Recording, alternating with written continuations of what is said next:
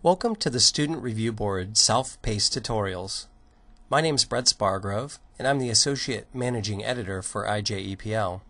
And I'm going to show you everything you need to know to be a productive member of the IJEPL Student Review Board.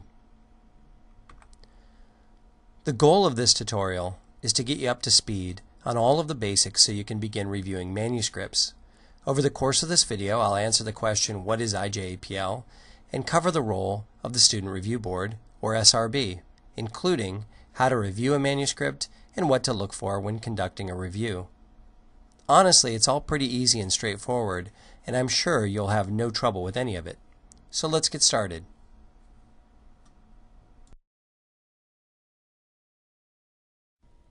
IJEPL got its start back in 2005 when ASCD, George Mason University, and Canada's Simon Fraser University partnered together to launch a web-based, peer-refereed journal that focused specifically on the issues surrounding education policy and leadership. As an international journal, IJEPL accepts manuscripts from all over the world and has a large number of international reviewers who provide a unique global view of policy and leadership issues from an international perspective. Located online at IJEPL.net, the journal utilizes a two-tiered review system, with the initial review conducted by members of a student review board comprised of PhD candidates and PhD students. This two-tiered system of review ensures that each manuscript is in great shape before it is sent out for the more stringent peer review, and it provides a great opportunity for students to gain valuable journal experience from the inside.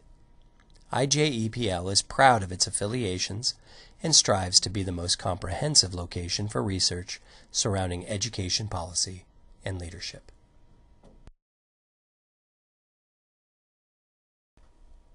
The Student Review Board, also known as the SRB, conducts the first-tier review of submitted manuscripts that comply with our author guidelines.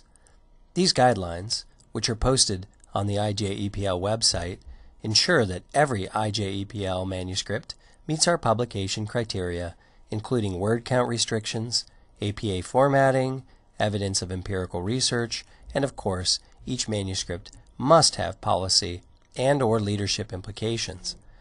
The primary goal of the Tier 1 review is to evaluate each manuscript for purpose, significance, and leadership and policy implications.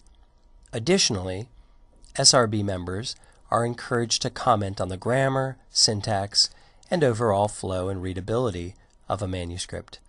That said, the PhD students who comprise the Student Review Board will, and often do, comment on anything that they feel might hinder the Tier 2 reviews. Basically, we want to ensure that every manuscript we send on for peer review looks good. Another way of thinking about this is that the function of the SRB is to ask and answer the question, is this manuscript ready for peer review? If there are minor issues, the answer is likely yes. If there are issues surrounding the purpose, the significance, or implications, the answer is probably no. Additional roles of the SRB surround the experiences with being part of the journal process.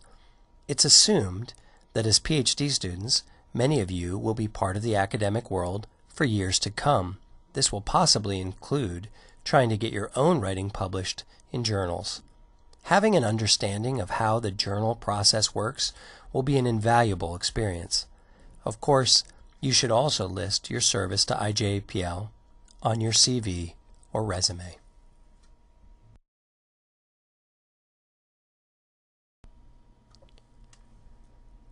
Let's take a closer look at the IJEPL review process. All manuscripts are submitted through the IJEPL website, where they go through an initial review conducted by me. I do my best to ensure that the basic author guidelines are met. I don't read each manuscript in total, but I typically read the first page, the last page, and take a glance at the headings. If it looks good to me, I send it out to a minimum of 3 Tier 1 reviewers to take a closer look at each one. Each reviewer will then write up and submit his or her review. Don't worry, we'll take a closer look at what makes a good review later. The reviewer also has to make a to peer review or not to peer review recommendation. The recommendations are also tiered, but essentially it works like this. If you think the manuscript needs to be revised and resubmitted for review, or declined outright, you're telling me that it should not go to peer review. If you accept the manuscript, or think it has minor revisions required, you're letting me know that it should go on to peer review. You'll typically be given 2 to 3 weeks to conduct your review, and I'll show you the invitation process later. Once it's with peers, it goes through a similar review, revise process, which hopefully ends in publication.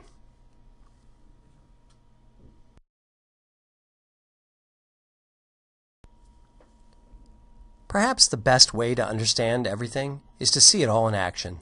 So I'm going to do a quick live demo of the system from invitation through review submission to show you what everything looks like.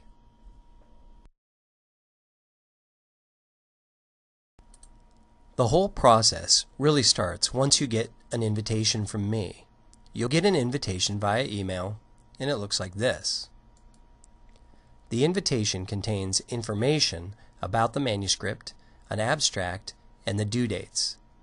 Notice there are 2 due dates. The first one is when you need to indicate to me if you can do the review or not. The second one is the date the review is actually due. Click the submission URL and you'll be taken to the manuscript's IJEPL page. Here you'll notice the review schedule and the review steps. Step 1 is to indicate if you can do the review or not. Click the envelope icon next to the corresponding option to let me know. Whether you can or cannot conduct the review, please let me know as soon as possible. This tells me if I need to round up some additional reviewers.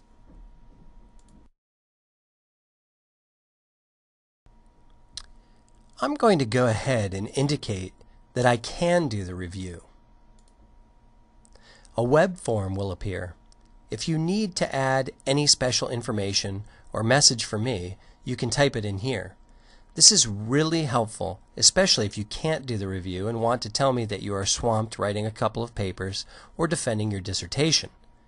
Click the Send button and I'll receive a note letting me know that you can do the review. You'll be taken back to the manuscript page and we can look at the other review steps now. Step 2 talks about reviewer guidelines. These are listed at the bottom of this web page, but these guidelines are, for the most part, for peer reviewers. I encourage you to look at them and use them if you think they add quality to your review. Otherwise, you can use the SRB review template that I've provided. Let's take a quick look at that template.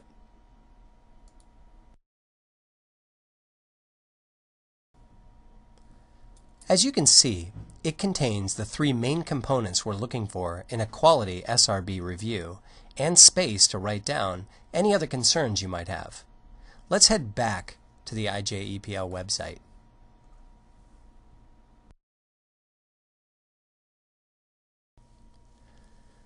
The review really gets started here on step 3. This is where you can download the manuscript and any supplementary files that go along with it. The manuscripts should all be in Word format.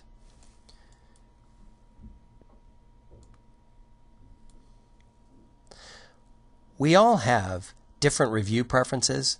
I still like to print mine and write in the margins. Others like to use Word's built-in comments and track changes functionality. In any case, go ahead and conduct a review, writing up your findings. You may want to do this directly on the SRB template. What I do is transfer my handwritten thoughts that are on the manuscript to more coherent type text that looks something like this.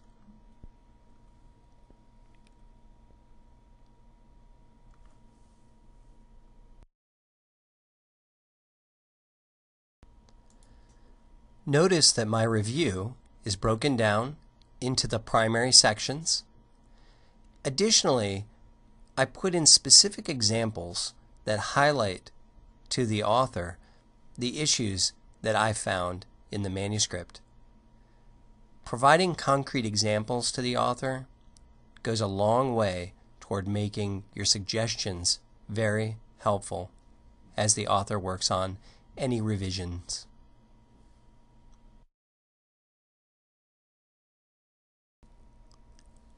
Now that I've got my review complete, I'm ready for step 4. Basically, I just need to copy my review text and paste it into the text field that appears when I click on the icon in step 4.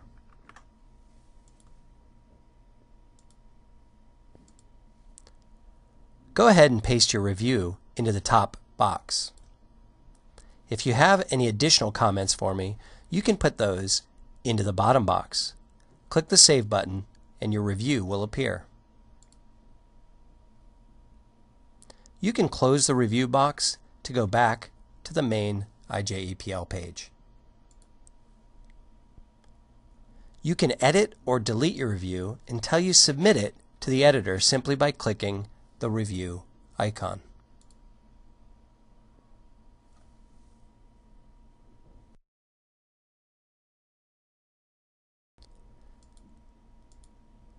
Step 5 is optional, but if you want to upload a file, you can do this here. For example, if you use track changes, you might want to upload that file. For SRB reviews, this is not typical. Peer reviewers, however, do this all the time.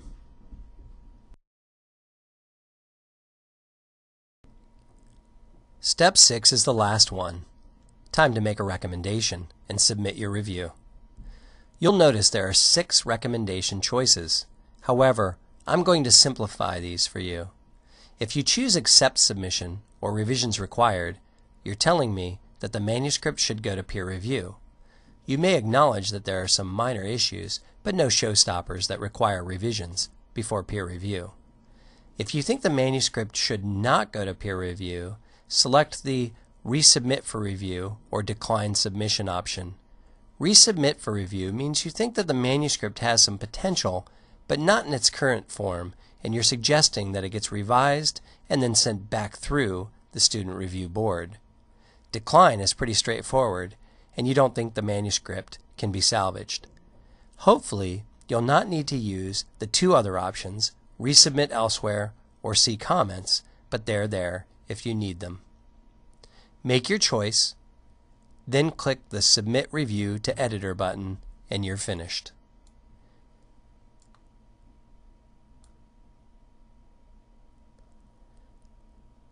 You'll get a confirmation from me that I've received it once I've had the chance to take a look.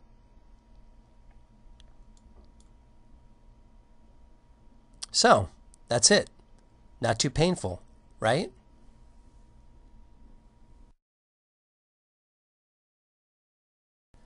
A couple of final points I want to highlight.